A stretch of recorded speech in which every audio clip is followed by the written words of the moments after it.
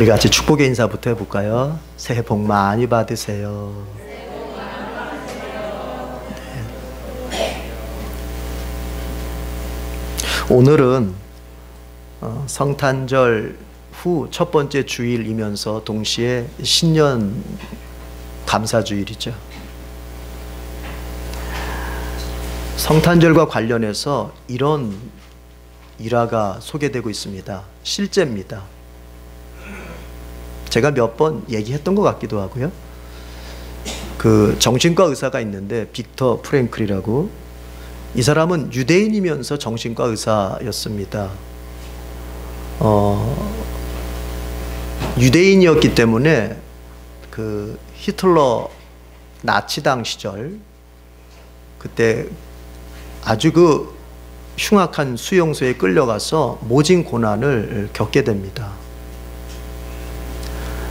그러면서 이 사람이 나중에 이제 2차 세계대전이 다 끝난 후에 살아남아서 쓴 책이 죽음의 수용소에서라는 책인데, 그 책을 읽다 보면은 우리로 하여금 참 깊게 생각하게 만드는 얘기가 한 토막이 나옵니다. 이런 내용이에요. 1944년 성탄절 전후에서부터 1945년 신년 연휴 전후, 그러니까 2주 정도 사이, 이때에 빅터 프랭클이 수감되어 있었던 수용소에서 사람들이 여느 때와는 다르게 엄청나게 많이 죽었다는 거예요. 우리처럼 지금 성탄절 끼고 나서 신년 정도 한 2주 정도 되잖아요. 그렇죠? 그 사람들이 무슨 질병 때문에 죽은 것이 아니었습니다. 그렇다고 해서 가스실에 끌려가가지고 거기서 죽음을 당한 것도 아니었습니다. 이유 없이, 원인 없이 수많은 수감자들이 죽었어요. 이것을 정신과 의사로서 이제 분석을 해보는데 왜 그랬을까? 이 빅터 프랭클이 이런 걸 발견하게 돼요. 자, 그 악명 높은 수용소에 수감되어 있었던 그 유대인들의 마음속에, 아하, 이제 성탄절이고 곧 새해니까 뭔가 좋은 일이 일어나지 않을까? 여러분, 수감자들한테 그 좋은 일이라는 건 뭐겠어요? 결국엔 석방이 돼서 이제 집으로 돌아가게 되지 않을까? 지금은 여기 있지만 성탄절 가까이 가면은 이제 해방이 돼서 집에 가서 트리도 켜놓고 촛불도 켜놓고 가족들이 옹기종기 모여 앉아서 그렇게 저녁 시간을, 만찬의 시간을 보냈던 그것을 다시 할 수 있지 않을까? 이런 마음을 가졌던 것 같아요. 자, 그런데 성탄절이 지났어요. 신년이 지났어요. 아무 일도 일어나지 않았어요. 석방되기는커녕 오히려 동료들이 끌려가서 죽음을 경험하게 됐어요. 그런 걸 보면서 기대했던 마음이 컸던 만큼이나, 기대했던 마음이 높았던 만큼이나 그것이 이루어지지 않았을 때의 그 절망감은 더욱더 컸던 거예요. 그러면서 이 성탄절 전후에서 신년 전후에서 2주 사이에 그 기대감에 부풀었던 사람들이 절망감으로 마음이 추락하면서 그 절망된 마음이 몸에 영향을 주게 되고, 이에 그 몸도 병으로 나타나면서 다 죽었다는 것입니다. 그런데요, 이제 역사를 전체적으로 보는 우리 입장에서는 좀 안타까운 생각이 들어요. 왜냐하면 이분들이 조금만 더 견뎠더라면 좋았을 텐데. 여러분, 그 사람들이 성탄절 전후에서 신년 전후에서 그 2주 사이에 죽었던 사람들이 조금만 더 견뎠더라면요, 좋은 일을 볼 수 있었거든요. 그 사람들이 죽었던 후로부터 4개월 후에 이제 독일이 항복을 하게 됩니다. 2차 세계대전이 끝나게 되는 거예요. 그러니까 4개월만 좀 더 견뎠더라면, 4개월 정도만 다시 한번 희망을 가지고, 4개월 정도만 내가 믿음에 기대서 조금만 더 버텼더라면 그들은 해방을 맛보았을 텐데, 그들은 그 희망을 갖지 못했고 그 믿음에 기대지 못해서 결국 죽음을 보았다 하는 얘기입니다. 우리 인간은요, 어떤 시간을 계기로 해서 뭔가를 시작하려는 마음을 가지고 있어요. 그게 있어요. 자, 새해가 됐습니다. 자, 해보자. 자, 지난 날은 있고 으쌰으쌰 한번 해보자. 그래서 회사들도 그렇게 하잖아요. 자, 화이팅! 할 수 있어! 하면 된다! 어쩌고 저쩌고 하잖아요. 우리도 마찬가지예요. 개인적으로도 날짜가 바뀌었으니, 달력이 바뀌었으니 뭔가 내가 이거 시작해야 될 것 같고, 이때쯤 시작 안 하면 안 될 것 같고, 그렇죠? 그런 게 있어요. 좋습니다. 그렇게 시작하는 거 좋습니다. 따라합시다. 새해가 되면서 시작하려는 마음은 좋은 것이다. 이 마음조차도 없다면 그건 사람이 아니죠. 새해가 됐는데 뭔가를 새롭게 시작해 보겠다고 하는 이 마음조차도 갖지 않는다면 그건 사람이 아니죠. 자, 그런데 잊지 말아야 할 것이 있어요. 그렇게 시간을 계기로 해서 품은 그 희망과 그 계획은 이제부터 많은 고난과 많은 두려움의 시간들을 거쳐가면서 견고해지고 그리고 성취된다는 것을 명심해야 됩니다. 내가 희망을 품었기 때문에 저절로 되거나, 내가 계획을 세웠기 때문에 그것이 저절로 우여곡절 없이 되는 것이 아니라, 여러분 잘 들어보세요. 오히려 희망을 품었기 때문에 내게 고난이 오고요, 내가 계획을 세웠기 때문에 내 삶에 환난이 찾아올 수도 있어요.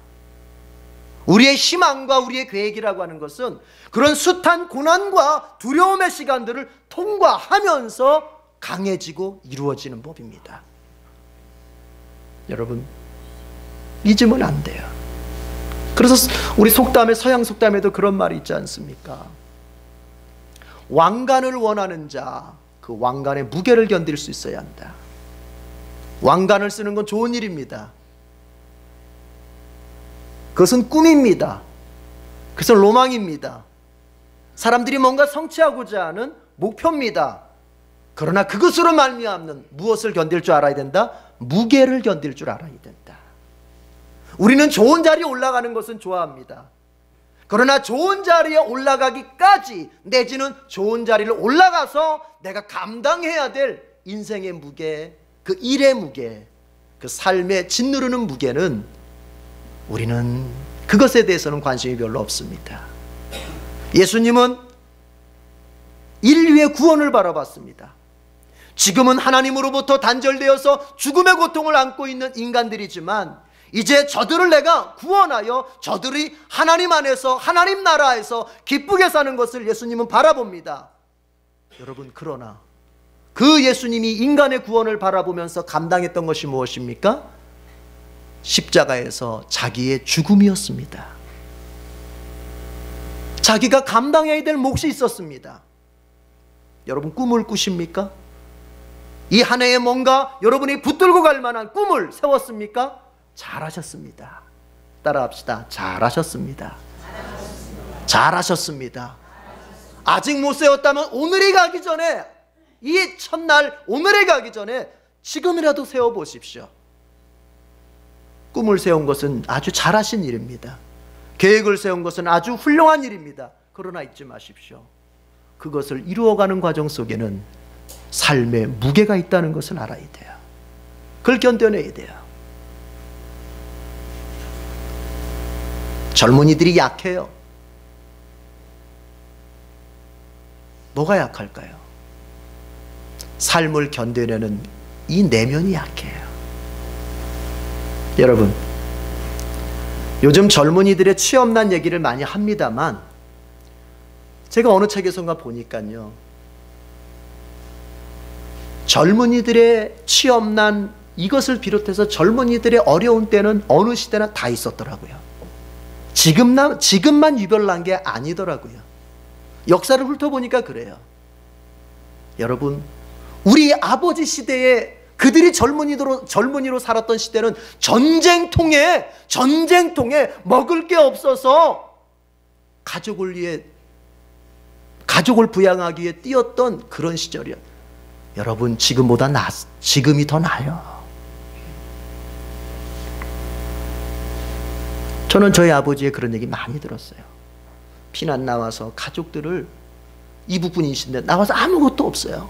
그 어린 나이에, 바로 지금 이런 10대 말에서 20대 넘어가는 시기에, 그때 가족들을 위해서 소위 말하는 생노가다를 뛰면서, 여러분 무슨 얘기입니까? 그러나 그 시대의 젊은이들은 그 때를 견뎠어요.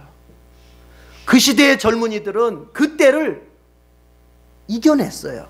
그러면 오늘날 젊은이들은 마찬가지예요. 이겨내야 돼요. 사회가 구조적으로 어떻다, 세상이 어떻다, 비리가 있다, 저떻다, 이런 것을 논하기 전에 내가 살아가야 될 인생에 대해서 견딜 줄 아는 힘을 가지고 있어야 돼요. 비판만 하는 게 아니에요.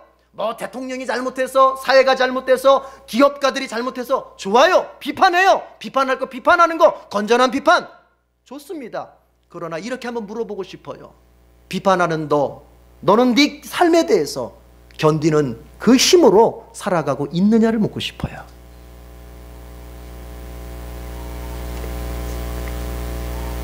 여러분, 인생은 고난과 두려움을 거쳐가면서 견고해지고 그리고 성취되는 것입니다. 인생이 이럴 것 같으면 인생의 핵심이라고 하는 신앙생활, 여러분 이것도 마찬가지 아니겠어요? 우리가 신앙생활을 자꾸 이렇게 생각하는 경향이 있어요. 도깨비 방망이 생각하는 경향이 있어요.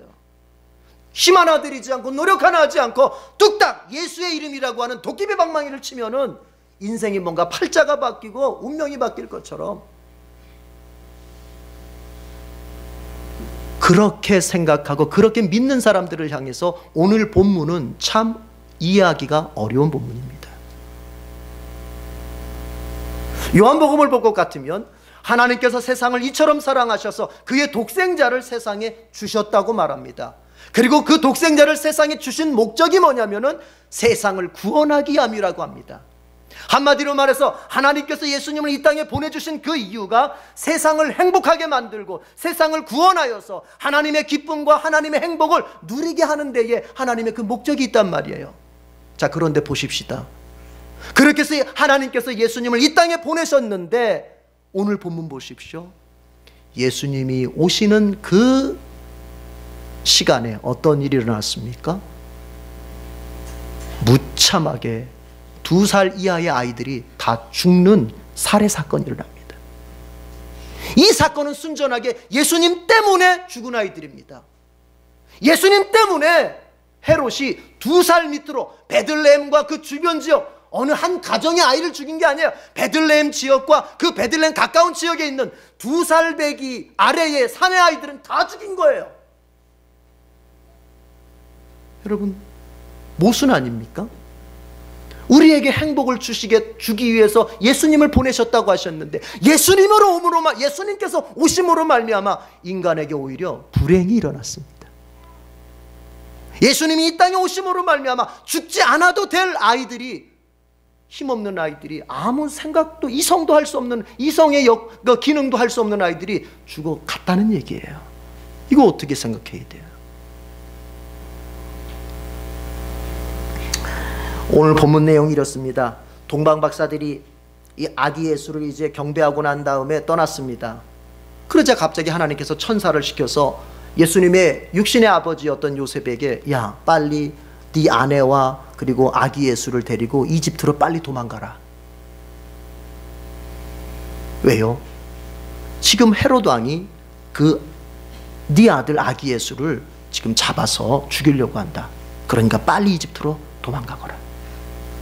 그래서 이제 요셉은 밤중에 자기 아내와 그리고 아기 예수를 데리고 이집트로 도망을 가버렸어요.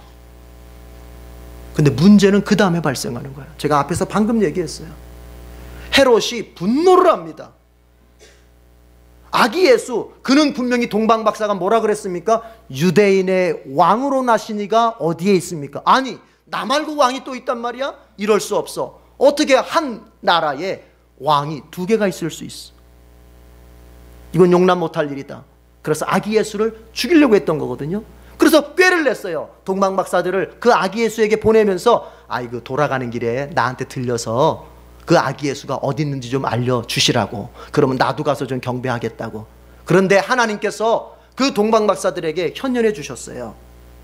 헤롯에게, 너희들 귀국할 때 헤롯에게 들리지 말아라. 헤롯에게 들렸다 가지 말고 다른 길로 가라. 동방박사들이 다른 길로 갔습니다. 이 바람에 헤롯이 분노를 하는 거예요. 그래가지고 내린 명령이 뭡니까? 듣자 하니까 아기 예수가 지금 태어났으면은 2살 밑으로 죽이면은 이건 확실히 제거가 되겠구나 해가지고는 베들레헴과 그 주변에 있는 지역에 2살 이하의 아기들, 사내 아이들, 남자 아이들을 다 죽이라고 명령을 내린 거예요. 아마도 추측컨대 무수하게 죽었을 것입니다. 이건 실제 역사 기록 속에도 남아있는 것입니다. 성경에만 남아있는 잔인한 헤롯 대왕이죠.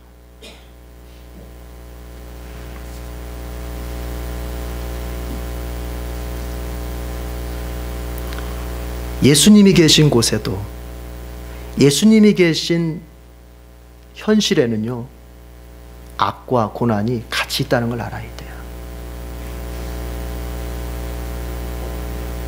사람들이 생각하기를 내가 예수님을 영접하고 예수님을 믿으면 이제부터 나쁜 일은 없고 어려운 일은 없고 그저 잘 되는 일, 범사가 형통하는 일만 있을 거라고 설교하고 그렇게 믿고 그렇게 살려고 그래요.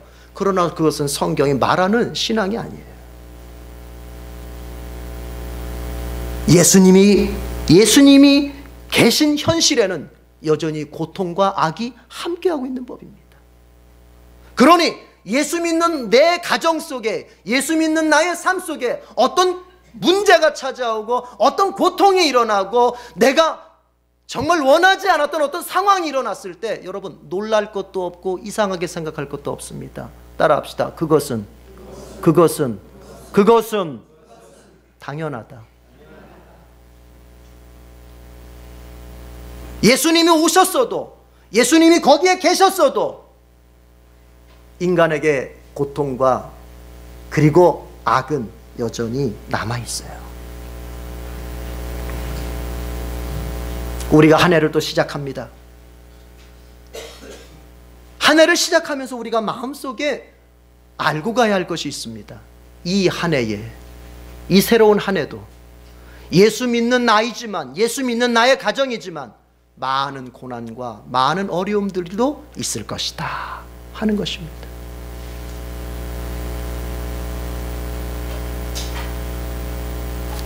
성도는 두 세상을 삽니다. 하나는 하나님의 나라에 삽니다.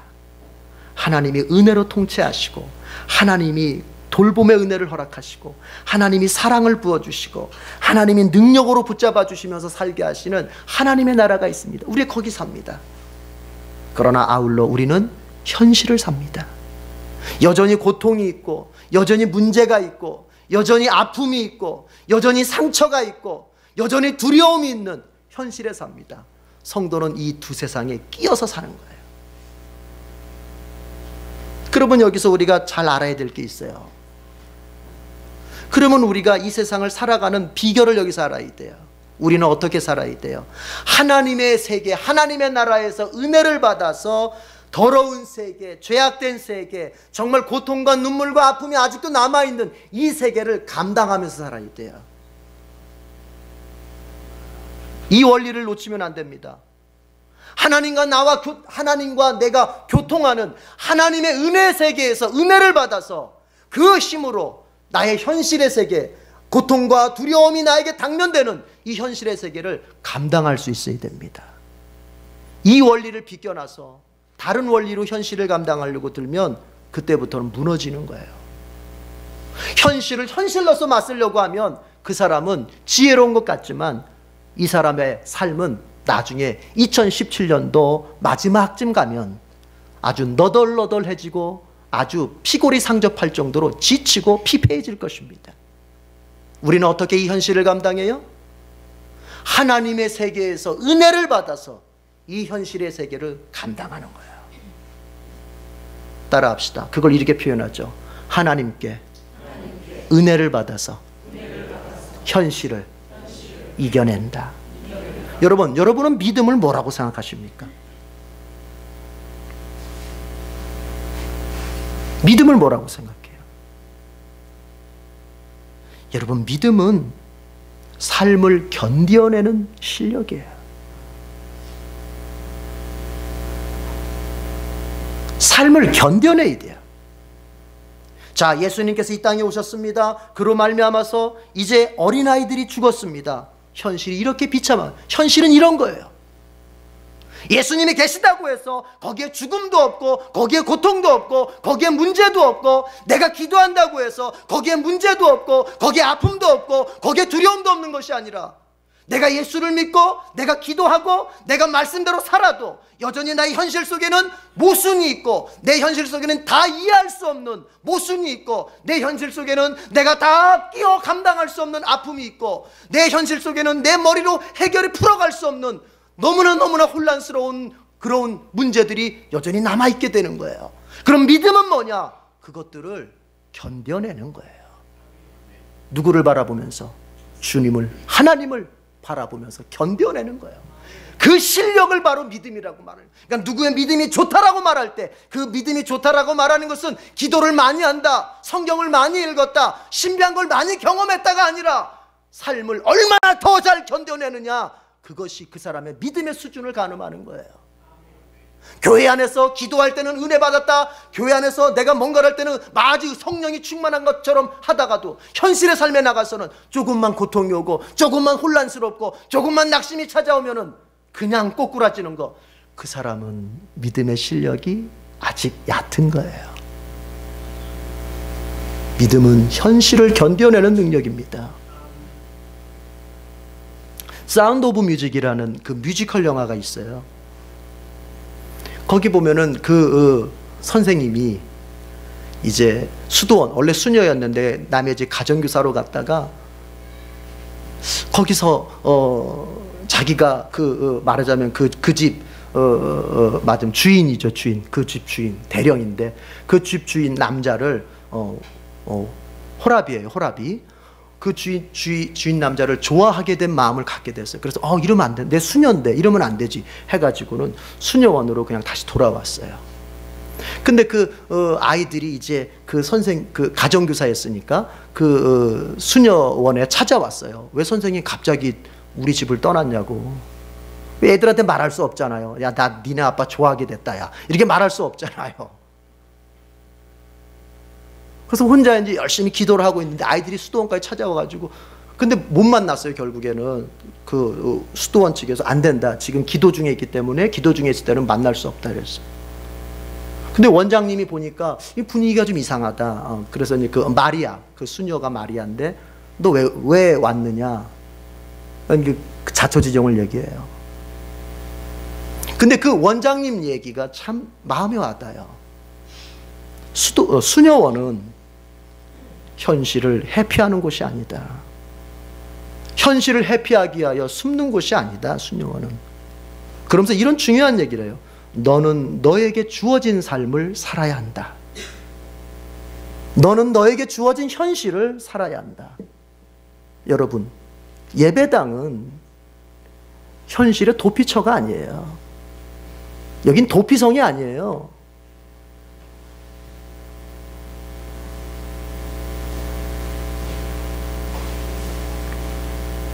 우리는 하나님이 우리에게 허락하신 현실을 살아내야 돼요. 그게 믿음이에요. 가정적으로 어떤 조건에 있습니까? 직장의 삶이 어떤 조건에 있습니까?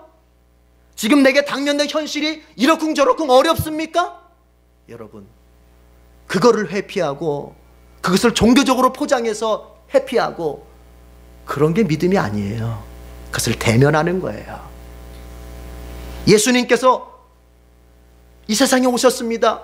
그런데 그 예수님에게 당면된 현실은 무엇입니까? 도망자의 삶이에요. 예수님이 이 땅에 오셨습니다. 그러나 그에게 주어진 현실이 무엇입니까? 이제 자기 목숨을 위해서 이집트로 도망가야 될 신세예요. 예수님도 자기에게 주어진 현실을 살았어요. 그렇다면 우리도 예수님의 제자로서 어떻게 삶을 살아야 돼요? 주어진 현실을 불평하지 말고, 누구 탓이라고 원망도 하지 말고, 그거 감당하면서 사는 거예요. 그게 믿음이에요. 이런 믿음이 있어야 돼요. 리차드 니버라고 하는 신학자가 이런 기도문에서, 자기의 기도문에서 이런 걸 얘기해요. 하나님, 내가 피할 수 없는 것에 대해서는 수용할 수 있는 마음을 주시옵소서. 그리고 제가 만약 고칠 수 있는 것이라면은 제가 최선을 다해서 고칠 수 있게 해주시옵소서. 그리고 나서 끝마무리 이렇게 기도합니다. 하나님, 이 두 가지의 차이점을 잘 분별할 수 있는 지혜를 주시옵소서. 내가 거부하지 않고 수용함, 즉 받아들이면서 견디면서 살아야 할 것인지, 아니면은 내가 이것을 내가 노력해서 개선시켜야 할 것인지, 이 두 가지를 분별할 수 있는 그 지혜를 달라고 리차드 니버는 기도를 했어요. 여러분, 하나님이 우리에게 주신 현실 가운데서는 두 가지가 공존합니다. 내가 노력함으로 개선시킬 수 있는 현실이 있을 것입니다. 그러나 어떤 현실은 내가 개선시킬 수 없습니다. 내가 아무리 노력한다고 될 수 없습니다. 그저 어떻게 해야 됩니까? 묵묵히 견디어가는 그런 현실도 우리에겐 있는 거예요. 자, 우리 결혼했습니다. 결혼한 사람들, 와이프가 마음에 들지 않습니다. 결혼하면 이제 이 여자가 나한테 잘할 줄 알았는데, 내 결혼하면 이 남자가 나한테 잘할 줄 알았는데, 살아보니 엉망진창이야. 어떻게 개선할 거예요? 부부는 개선이 안 돼요. 서로를 바꾸려고 들면 들수록 서로 갈등만 일어나는 게 부부예요. 어떻게 해야 돼요? 묵묵히 감당하면서 가는 거예요. 다시 한번 얘기할게요. 묵묵히 감당하면서 가는 거예요. 그런데 그것을 바로 성경은 믿음이라고 말하는 거예요. 여러분, 하나님께서 때로는 우리에게 고통의 삶을 주실 때가 있습니다. 예수님이 계심으로 말미암아 이 현실에 고통이 나타났듯이 예수님이 내 안에 계시기 때문에 오히려 내 현실에 고통이 나타날 때가 있습니다. 우리가 생각할 때 그 고통, 그 고난 가까이 하고 싶지 않습니다. 그러나 이걸 알아야 됩니다. 그 고통, 그 고난이 내게 유익할 수 있다는 것을. 여러분, 유대 전설에 이런 전설이 있어요. 다윗 왕이 싫어했던 것 중에 하나가 거미였대요. 거미를 무척 싫어했대요. 왜 싫어했냐면 거미나 아무데나 막 거미줄을 쳐놓잖아요. 그래서 지나갈 때면 막 머리에 묶고 그러니까 이게 다윗 왕이 너무 싫어했어요. 그래서 거미가 있는 곳이라면 그냥 신하들을 시켜서 다 잡아 그냥 죽이고 이렇게 거미줄 치고 그랬다는 거 아닙니까? 그런데요, 어떤 때에 전쟁이 일어났어요. 그런데 그만 다윗이 작전을 잘못 짜가지고 졌어요. 패배했어요. 이 다윗이 이제 도망가는 신세가 됐는데 어느 동굴에 숨게 됐어요. 동굴에 숨어서 이제 조마조마하잖아요. 숨 죽이면서 조용히 숨고 있는데 그만 꾸벅꾸벅 졸다가 잠이 들었어. 얼마나 잤는지를 모르겠는데 뭔가 웅성웅성 소리가 나는 거예요. 들어보니까 적병들의 소리예요. 다윗이 여기 숨었을 것 같은데, 아마 이 동굴이 숨기엔 딱 좋은 것 같아. 한번 찾아보자. 여기 분명히 숨었어. 잡아가지고 우리 한번 공 한번 세워보자. 적들이 지금 다윗을 찾으러 온 거예요. 그런데 한 병사가 이런 얘기합니다. 아니야, 여기 안 숨었을 것 같아. 왜? 저기 봐, 거미줄이 쳐져 있잖아 지금 저기에. 아무리 다윗 왕이 뭐 신비한 사람이라 그래도 저 거미줄 사이를 뚫고 들어갈 수는 없잖아. 거미줄이 쳐져 있는 거 보니까 저긴 들어가 있을 리가 없어. 그리고 나서는 그냥 돌아갔다는 거예요. 그때 다윗이 깨달았습니다. 내가 그렇게도 싫어했던 그 거미, 그게 내 생명의 은인이구나. 여러분, 인간은 누구나가 고통, 고난 가까이 하고 싶지 않습니다. 인간은 누구나가 자기에게 그저 형통하고 그리고 복되고 잘 되는 일만 가까이 하고 싶어 합니다. 그러나 그렇게만 살아서는 인간에게 나을 게 없어요. 하나님은 우리에게 적당한 고통과 고난을 주실 것입니다. 이런 얘기가 있잖아요. 여러분, 햇빛만 찌는 곳은 뭐밖에 안 됩니까? 사막밖에 안 되는 것입니다. 햇빛만 내려치면 그곳은 좋을 것 같지만 사막밖에 안 되는 거예요. 거기에는 적당량의 비가 내려야 되는 거예요. 인생이라고 하는 것은 햇빛과 그리고 고난의 비가 적당히 섞여야 좋은 인생이 되는 거예요. 하나님은 그걸 아시기에 우리를 그렇게 다뤄갈 것입니다. 오히려 내게 예수님이 계시기 때문에, 그것 때문에 내가 손해를 보고, 그것 때문에 내가 고난이 있고, 예수님 때문에 내가 어떤 아픔을 겪을 수도 있습니다만, 이제 이렇게 이해하십시다. 그것이 오히려 나에게 유익이다. 우리가 그렇게 삶을 견뎌가면 우리에게는 영광이 있습니다. 바울은 말합니다. 로마서에서 지금 우리에게 주어진 이 환난은 아무것도 아니다. 왜 아무것도 아니야? 이 환난 위에 우리가 얻게 될 장차 그 영광스러움은 이 환난과 비교할 수 없다. 여러분, 한 해를 살면서 환난을 만날 것입니다. 그때 믿음을 발휘하십시오. 다시 한번 정리해 볼까요? 믿음은 뭐라고요? 믿음은 뭐라고요? 삶을 견뎌내는 능력이에요. 그 믿음을 발휘해서 환난 중에도 여러분 견뎌내십시오. 한 달이 되었던 6개월이 되었던 1년이 되었던 견뎌내십시오. 그 후에 그 환난과는 비교할 수 없는 영광이 하나님으로부터 우리에게 주어질 줄로 믿습니다. 기도하겠습니다. 우리 다 같이 한 목소리로 기도합시다. 통성으로 기도합시다. 하나님, 우리가 이 세상을 한 해를 살면서 정말 주님 때문에 고통당하고 주님 때문에 인생의 어려움을 겪을 때도 삶을 견디는 능력, 그 믿음을 잘 발휘해서 승리하는 삶을 살게 해달라고 우리 다 같이 통성으로 기도하겠습니다. 하나님 아버지, 여전히 이 세상은 고난도 있고 고통도 있고 악도 넘칩니다. 우리는 그것들을 다 감당할 수 없습니다. 주님께서 아직 그 악을 완전히 제거하시지 않았기에 이제 우리는 악을 경험하게 되고, 주님께서 이 땅의 고통을 아직 남겨두셨기에 우리는 고통을 경험하게 됩니다. 주님, 이 한 해도 분명히 그럴 것입니다. 때로는 내가 예수 믿는 사람이 아니었더라면 겪지 않아도 될 고통을 사서 고통을 겪게 되고 사서 고난의 자리에 들어갈 수도 있습니다. 그러나 주님, 우리에게 주신 믿음이 있습니다. 어떠한 경우에서든지 삶을 견뎌낼 수 있는 능력, 그 믿음을 주셨습니다. 그 믿음을 발휘해서 우리가 어떠한 환난과 고통과 어려움 속에서도 우리가 다 이겨내는 삶을 살게 해 주시옵소서.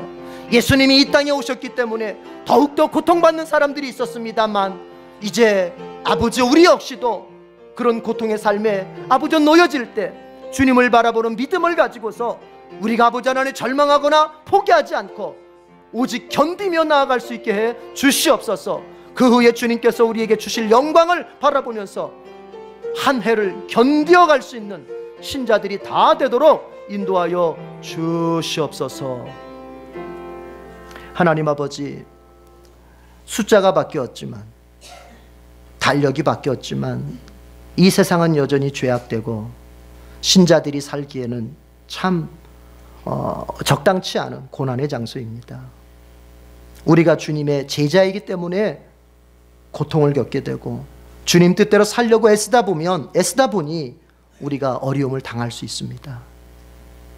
정말 2000년 전 예수님이 오셨기 때문에 그 일어난 고통이 있었던 것처럼 우리가 예수님을 주님이라고 고백하기 때문에 우리가 당하는 가정적 또한 개인적 고통들이 있을 수 있습니다. 하나님, 이 모든 것에서 믿음을 발휘할 수 있게 해주시옵소서. 그리고 삶을 견뎌낼 수 있게 해주시옵소서. 성령님, 우리를 도와주시옵소서. 우리는 한없이 약한 질그릇 같은 사람들입니다. 환난 앞에서 깨지기 쉬운 질그릇 같은 사람들입니다. 성령님, 우리를 붙들어서 묵묵히 우리가 가야 할 이 삶의 길을 견뎌내며 갈 수 있도록 도와주시옵소서. 그런 후에 주님께서 그렇게 견딘 자에게만 부어주시는 영광을 이 한 해에 다 맛보는 우리 성도들 될 수 있도록 인도하여 주시옵소서. 예수님의 이름으로 기도드립니다. 아멘.